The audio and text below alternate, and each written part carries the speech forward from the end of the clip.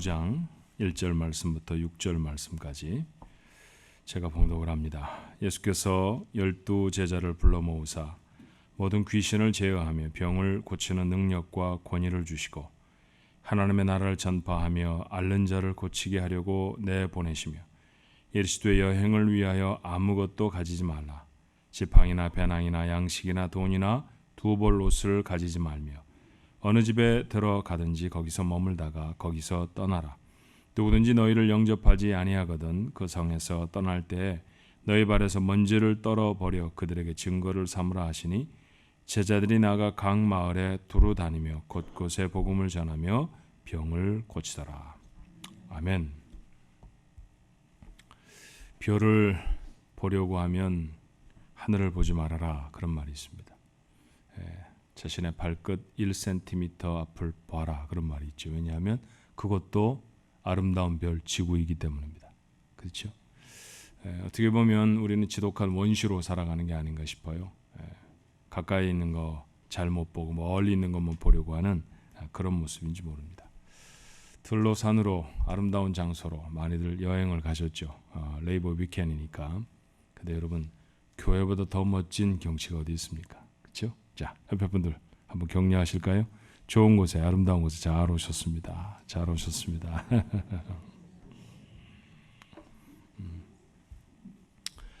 여행을 못 갔다 그렇게 생각하지 마시고 교회로 왔다 이렇게 생각하시면 훨씬 좋을 것 같아요.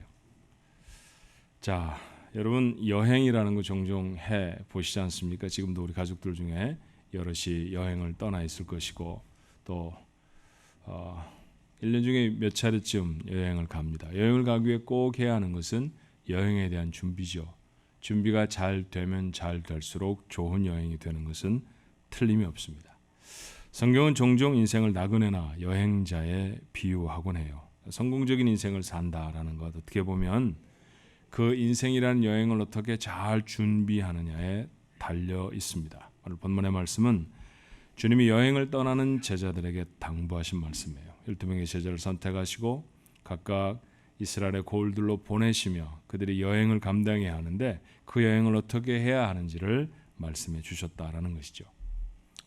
인생이라고 하는 짧지 않은 여행을 하고 있는 우리들에게 주님은 어떻게 하면 좋은 여행을 할 수 있을지 오늘의 말씀을 통해 우리에게 중요한 교훈 몇 가지를 하고 계십니다. 자, 말씀을 읽으면서 우리가 기억해야 할 첫 번째는 뭘까요? 첫 번째는 하나님의 no가 있습니다. 하나님의 거절이 있다라는 것이죠. 여러분, 여행을 하면서 하나님의 거절이 있다는 사실을 우리가 마음에 기억했으면 좋겠어요. 제 경험을 좀 잠깐 얘기를 하고 싶습니다. 어느 해인가 나이아가라 폭포로 온 가족이 여행을 갔던 적이 있습니다. 4살짜리 쌍둥이를 데리고요. 승용차로 10시간 정도 걸리는 거리를 여행을 해야 하는 아버지가 바로 저였죠.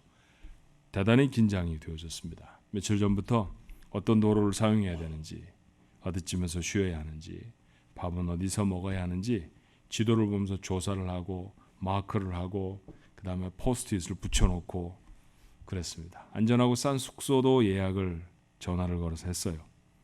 그때는 내비게이션이 없었습니다. 내비게이션이라는 게 탱크에나 달고 다니던 물건이지 요즘처럼 자동차나 전화기 안에도 들어올 수 있다고 그때는 생각도 못했었던 때였어요. 인터넷이 있긴 있었는데 이것도 보편적이지 않았답니다. 그래서 결국 저는 지도를 펴놓고 씨름을 해야 했죠. 자, 다음날 아침에 트렁크 가득 짐을 다 싣고 집을 출발을 했습니다. 근데 동네를 다 빠져나가기도 전에 문제가 시작됐어요. 그 맥도날드가 문제입니다. 맥도날드를 지나면서 아이들이 성화를 댑니다. 아빠 해피밀이 장난감을 끼워주기 때문에 너무너무 좋아했거든요. 한동안은 한 바스켓 가득 해피밀 장난감만 모았던 적도 있으니까 말이에요. 자, 제 대답은 무엇이었을까요? No. 시간도 넉넉하지 않고요. 지금부터 소다를 먹여놓으면 앞으로 제 주된 일은 화장실을 찾는 게 되어져 버릴 것입니다. 자, 아빠가 no 그랬을 때 애들이 뭐라고 그랬을까요? 팔짱을 딱 끼고 짜증을 냅니다. 화가 났다는 거죠. 그래도 저는 서지 않았습니다. 2시간쯤 달렸을까요? 배가 고프다고 칭얼칭얼 댑니다. 그런데 아직 점심을 먹기에는 좀 이른 시간이에요. 엄마가 과자 봉지를 열어주면서 달랩니다. 조금만 더 기다리면 아빠가 맛있는 거 사줄 거야. 근데 먹는 속도가 똑같으면 얼마나 좋겠어요.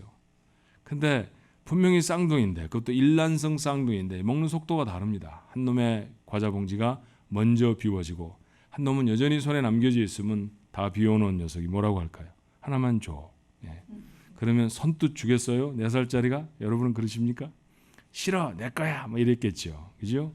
그러면 하나만 달라니까 뭐 이런 얘기가 계속되다가 말로 안 되면 어떻게 합니까? 우격다짐이 나타납니다. 그죠? 그때부터 배운 거예요. 말로 해서 안 되면 실력 행사를 한다. 아마 그때 배웠던 것인지 모릅니다. 과자 봉지를 빼앗고요. 빼앗긴 놈은 울기 시작합니다. 이건 여행이 아니에요. 내가 소리를 지릅니다. 싸우지 마. 맴매한다. 화가 막 나요. 이대로 갈 수 있을지 암담합니다. 과자를 한 봉지 더 줄 수도 없어요. 왜냐하면 그렇게 되면 조금 후에 점심 먹인다고 그러면 끼적끼적거릴 게 분명하잖아요. 그 위에 차를 타면 또 칭얼칭얼 될 겁니다. 이거 다 알지요. 아빠 엄마는 다 압니다. 다 아는 아빠 엄마가 아이들에게 해줄 수 있는 말은 뭘까요? No, 거절입니다. 주님이 12제자를 선택하시고 그들을 전도 여행으로 보내시죠. 쉽지 않은 여행을 떠나는 제자들에게 하신 명령을 오늘 본문 3절은 이렇게 적어요. 이르시되 여행을 위하여 아무것도 가지지 말라. 지팡이나 배낭이나 양식이나 돈이나 두벌 옷을 가지지 말아라. 여러분 이 말씀을 읽으면 질문이 생기지 않습니까? 한번 생각해 보세요. 지팡이, 배낭, 먹을 음식, 돈, 두벌 정도의 옷. 이게 사치스러운 걸까요? 엄청나게 많은 짐이라고 생각이 되십니까? 아닙니다. 아무리 생각해 보아도 이것은 여행을 위해 필수적인 것입니다. 그런데 주님 뭐라고 말씀하세요? 가지고 갈 수 없다. 나빠서 가지고 가지 말라고 하신 게 아님이 분명합니다. 여행을 위해서 때때로 하나님이 허락하지 않으시는 것이 있다는 사실을 오늘 우리는 이 말씀을 통해 알게 되어져요.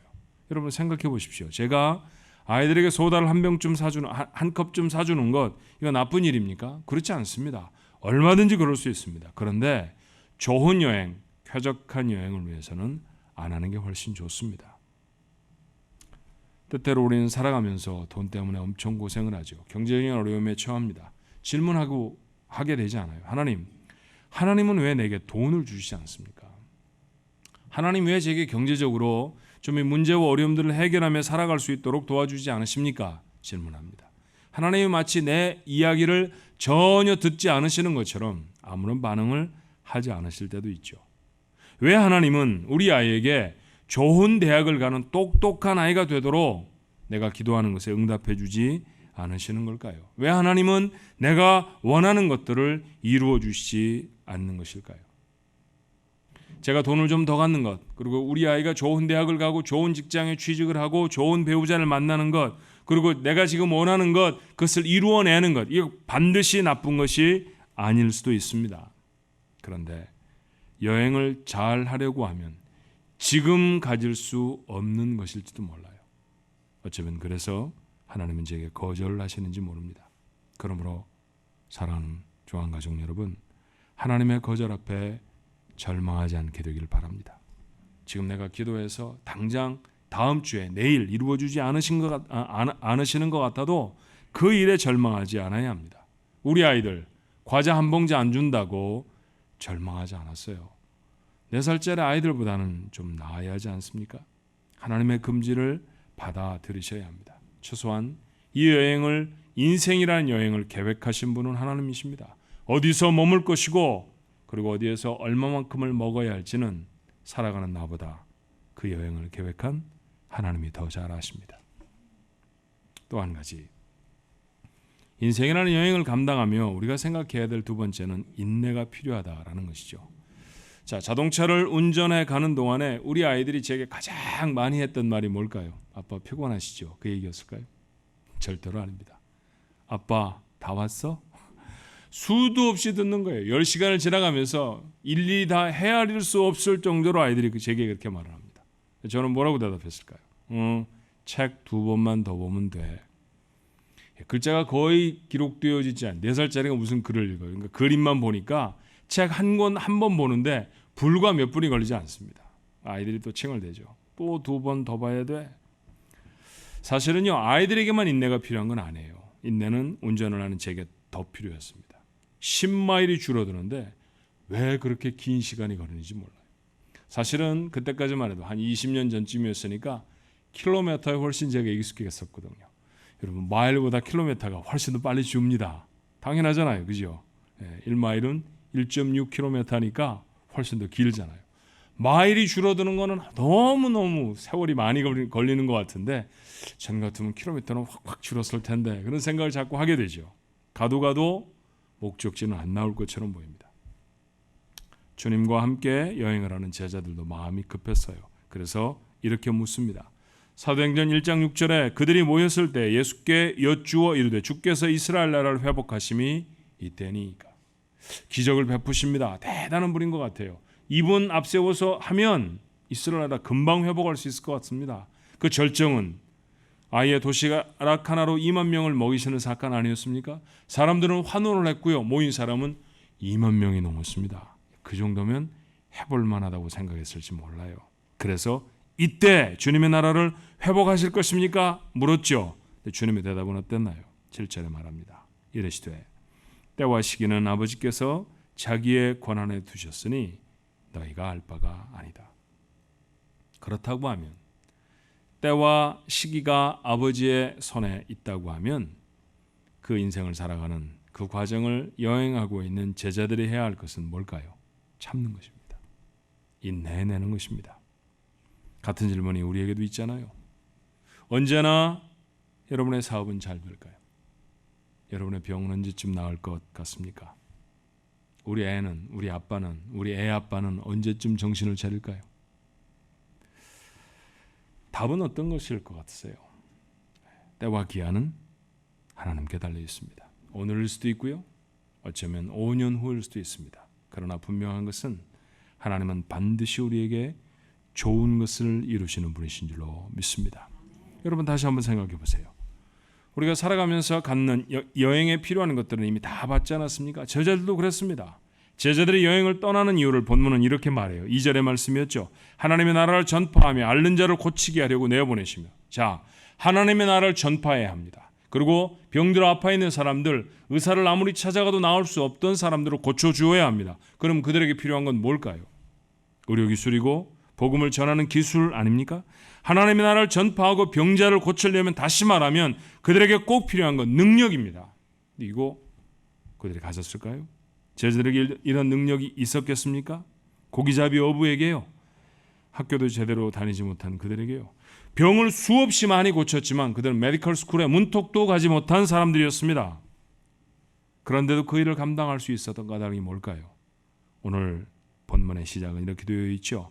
예수께서 12 제자를 불러 모으사 모든 귀신을 제어하며 병을 고치는 능력과 권위를 주시고 그들이 여행을 하면서 저들의 이루어야 할 일, 그 일을 이루기 위해 저들의 삶에 꼭 필요한 능력은 주님이 다 주셨다라는 것입니다.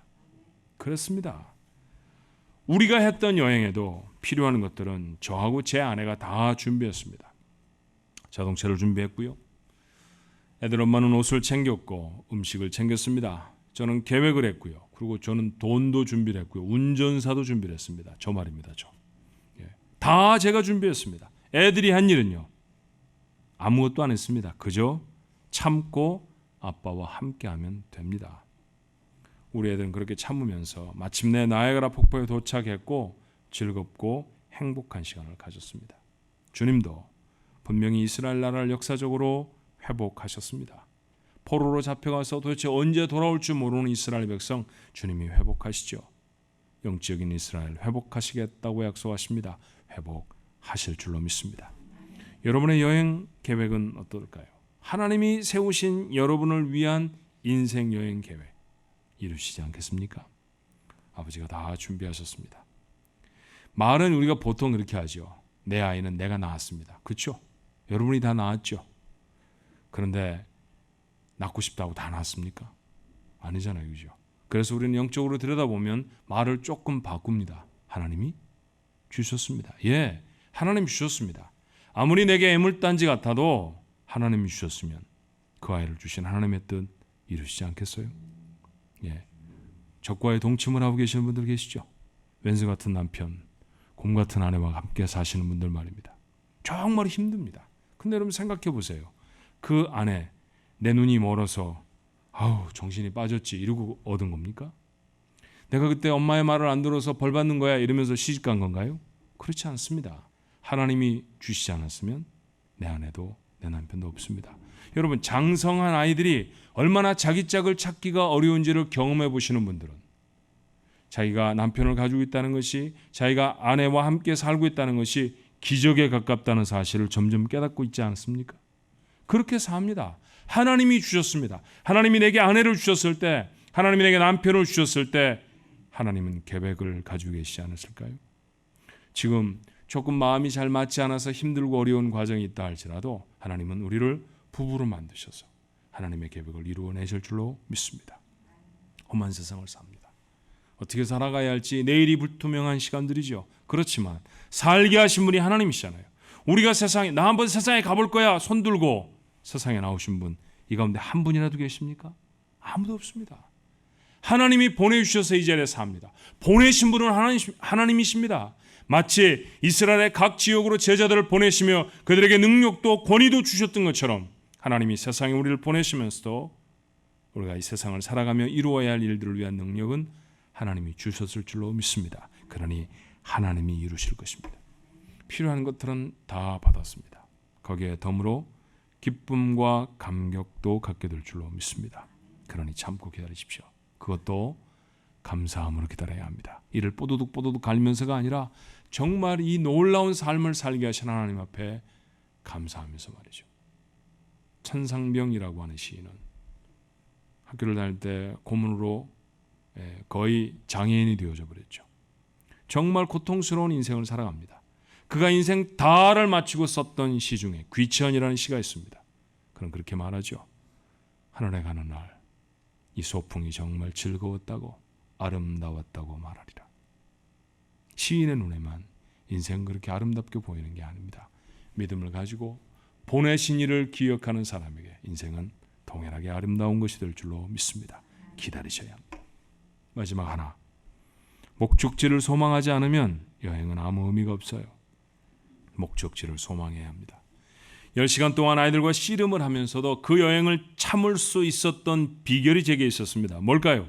먼저 그곳에 다녀온 친구들의 이야기였습니다. 친구들이 이렇게 저를 꼬였죠. 야, 권 목사, 나이아가라 폭포 가봤니? 안 가봤어. 거기 가봐야 돼. 일단 나이야 가라 그러고 와야 젊어져. 뭐 이런 얘기서부터 시작해서 세계에서 두 번째로 큰 폭포라는 둥, 5마일 바깥에서도 폭포 소리가 들린다는 둥, 기가 막히다는 둥, 별의별 얘기를 가문이설을 다해서 가지 않으면 안 될 것 같은 그런 생각을 제게 갖게 되었어요. 야, 그리고 달려갑니다. 가면서 생각하지요. 얼마나 멋있을까? 얼마나 대단할까? 가도 나무란 길밖에 보이지 않습니다. 특별히 북부 뉴욕주는요, 정말 아무것도 안 보입니다. 그런데 그 길을 지나면서도요, 제 눈앞에는 사진에서 본 나이아가라 폭포가 보이는 거예요. 소리도 들리는 것 같았습니다. 얼마나 멋있을까? 얼마나 재밌을까? 우리 애들과 아내는 얼마나 좋아할까? 여러분, 그런 소망이 없다고 하면 누가 여행이라는 고생을 돈을 들여가면서 합니까? 목표에 대한 소망이 있어야죠. 인생이라는 여행을 하면서도 같은 소망이 있어야 할 줄로 믿습니다. 믿음의 조상들이 인생 여행을 하며 어떻게 살아갔는지를 성경은 이렇게 소개해요. 히브리서 11장 13절로 14절에 이 사람들은 다 믿음을 따라 죽었으며 약속을 받지 못하였으되 그것들을 멀리서 보고 환영하며 또 땅에서는 외국인과 나그네임을 증언하였으니 그들이 이같이 말하는 것은 자기들이 본향 찾는 자임을 나타냅니다. 나그네로 살았다고 했어요. 세상을 나그네로 살아가던 사람들이었습니다. 그런데 여러분, 그 나그네라고 하는 자랑스럽기에는 좀 부족한, 뭔가 좀 함량이 모자란 것 같은 그 단어의 주인공들이 어떤 사람들인지 여러분 아십니까? 이 사람들은 그 앞에 있었던 사람들을 살펴보면 어떤 사람은 민족을 이룬 사람이었고 어떤 사람은 왕이었습니다. 어떤 사람은 용맹을 떨친 사람이었고 어떤 이는 부자였지요. 그런데 그들 모두는 자기가 나그네라는 사실을, 여행자라는 사실을 놓치지 않습니다. 천국을, 본향을 소망하며 살았다라는 것이죠. 사랑하는 성도 여러분, 세상을 사는 것이 힘듭니다. 근데 여러분 아세요? 세상을 사는 게 힘들다는 게 축복이라는 사실을 말입니다. 세상을 살면서 힘들지 않으면 그건 축복이 아닙니다. 왜냐하면 우리가 세상을 살면서 이 세상이 힘들다는 것은 내가 이 세상에서 나그네라는 사실을 증거하기 때문에, 여기는 내가 살 곳이 아니기 때문입니다. 우리는 이 세상에서 행복한 존재로 지음받은 자가 아닙니다. 할 때마다 재밌는 얘기, 여러분이 파한대소를 하시는 얘기 한 번 더 할까요? 어떠다가 흥미가 너무 지나친 물고기 한 마리가 있는 힘을 다해 꼬리로 물을 튕겨내고 무트로 떨어졌습니다. 한번 꼭 가보고 싶었거든요. 물 밖으로 고기가 튀어나왔어요. 그 다음부터 고기의 신세는 어떻게 될까요? 점점 죽어갑니다. 그걸 누가 지나가다가 봤어요. 아이고, 이 불쌍한 물고기를. 자, 이 물고기를 어떻게 해주었으면 좋겠습니까? 최고로 좋은 값비싼 이 쿠션 위에다 올려놨습니다. 그리고 알마니 수건으로 덮었습니다. 너 햇빛이 따갑니? 그리고 선글라스는 뭐가 브랜드가 좋습니까? 프라다 아침 할까요? 예, 그걸 씌워줬습니다. 그래도 고기는 자꾸 죽어갑니다. 정신이 아득해져 가요. 부채질을 막 해줍니다. 너 마음을 안정시켜야 돼. 옆에다 클래식 음악을 틀어줍니다. 그러면 살아날까요? 여러분, 이 고기에게 가장 필요한 일은 무엇입니까? 물로 돌아가는 일입니다. 아무리 대단한 것들을 덮고 있어도, 아무리 가치가 있다고 말하는 것들로 주렁주렁 자기의 몸에 걸치고 있어도 이 고기는 행복하지 않습니다. 아무것도 가지고 있지 않아도 물로 돌아가면 살아날 것입니다. 이것이 인생입니다. 이 세상에서 아무리 큰 집에 살아도 여러분 행복하지 않습니다. 이 세상에서 최고로 비싼 자동차를 타고 다녀도 행복하지 않습니다. 우리의 행복은 하나님의 나라에서 이루어질 줄로 믿습니다. 그곳을 향해 걸어가는 사람들이죠. 그곳을 목표로 하고 살아가는 사람들이라는 것, 그거 놓치지 말아야 돼요. 한 4, 5년쯤 됐나요? 저희 아이들이 한국에 교환학생이라고 그래야 되나요? 원어민 선생이라고 불러나요. 그러니까 나가서 영어 선생 1년 동안 하고 왔습니다. 나가 있는 아이들 거의 매일같이 전화했죠. 매일같이 했던 얘기가 있어요. 지금 생각해보면, 야, 물건 많이 사지 마라. 아이들이 제게 주는 답이, 아빠 되게 이뻐. 그리고 되게 싸. 그래도 사지 마. 제가 왜 사지 말라고? 야, 그거 싸? 많이 사, 많이. 제가 왜 그렇게 얘기하지 않았을까요? 돌아올 것이기 때문입니다. 그곳에 살 수 없잖아요. 기한이 되어지면 돌아와야 하는 아이들이 집만 잔뜩 늘리고 있으면 뭘 하겠습니까? 아니나 다를까 그 아이들은 제 예상보다 훨씬 큰 짐덩어리를 들고 왔는데 거의 대부분 짐이었습니다. 다 버렸어요. 거의 필요하지 않은 것들이었죠. 어쩌면 하나님도 같은 염려가 우리에게 있으신 건 아닐까요? 그래서 주님은 여행을 떠나는 제자들에게 당부하십니다. 이르시되 여행을 위하여 아무것도 가지지 말라. 지팡이나 배낭이나 양식이나 돈이나 두부옷을 가지지 말며. 주님도 그렇게 사셨습니다. 조금 더 이 누가복음 9장의 말씀을 읽다 보면 거의 말미 58절에 이렇게 말하죠. 예수께서 이르시되 여우도 굴이 있고 공중의 새도 집이 있으되 인자는 머리 둘 곳이 없도다 하시고, 머리 하나 두실 곳이 없이 주님은 살아내 있었습니다. 사랑하는 성도 여러분, 여행이 힘들지 않으려면 짐을 줄여야 한다는 사실 모르신 분은 계십니까? 헤어 드라이에서부터 고데기까지 챙겨가면 굉장히 골치 아픕니다. 힘들고 어려운 그런 시간이 됩니다. 바지 색깔에 맞춰서 다 구두를 챙겨갖고 가면요, 그건 여행이 아니라 이사입니다.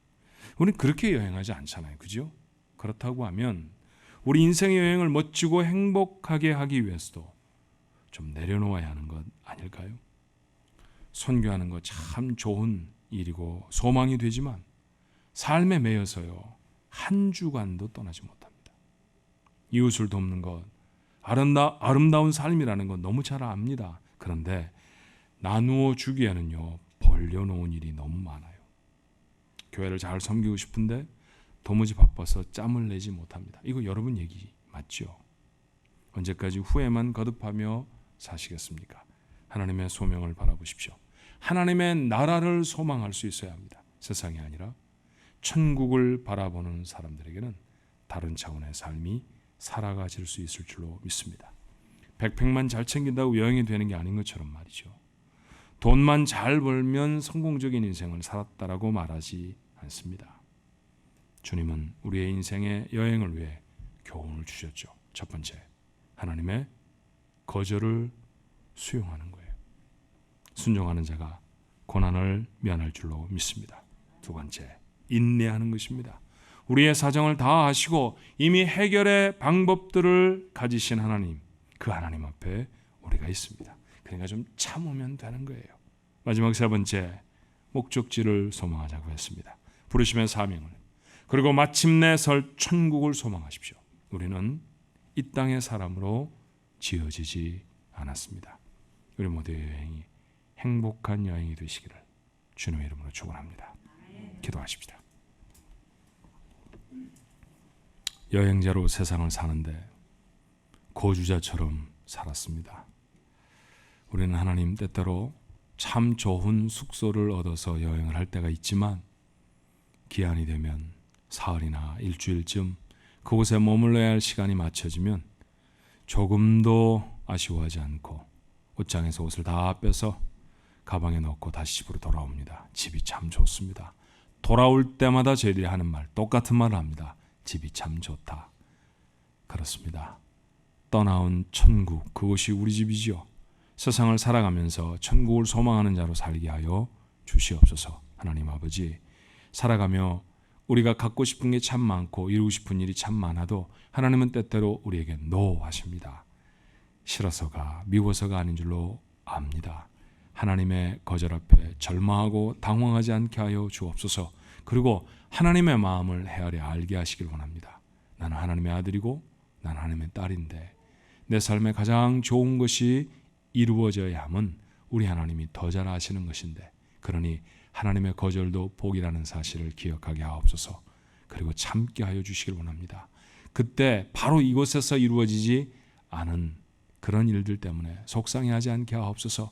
하나님은 반드시 우리의 인생에 필요한 것들을 다 준비하여서 우리의 그 인생 여행이 성공적이고 멋지게 마무리 지어질 수 있도록 하실 줄로 믿습니다. 그러니 그 길을 걸어가는 동안에 참아 인내하는 저희 모두가 되어지게 하여 주옵소서. 하오나 주님, 저희들의 눈이 세상에 팔려져 있지 않기를 원합니다. 언제나 돌아가야 할 본향, 그렇습니다. 그곳을 바라고 그곳을 기억하며 이 땅을 나그네로 잘 살아내는 하나님의 사람들 되어지도록 도와주옵소서. 주님, 예배가 마쳐지면 세상에 나가 맡겨주신 분량의 여행을 또다시 할 것입니다. 잘 감당할 수 있게 하옵소서. 하나님 앞에 섰을 때 하나님 정말 아름다운 삶이었습니다, 그렇게 말할 수 있는 의미 있고 충실한 인생의 주인들이 되어지도록 하나님 우리 가족들 붙들어 주시옵소서. 예수님 이름으로 기도합니다. 아멘.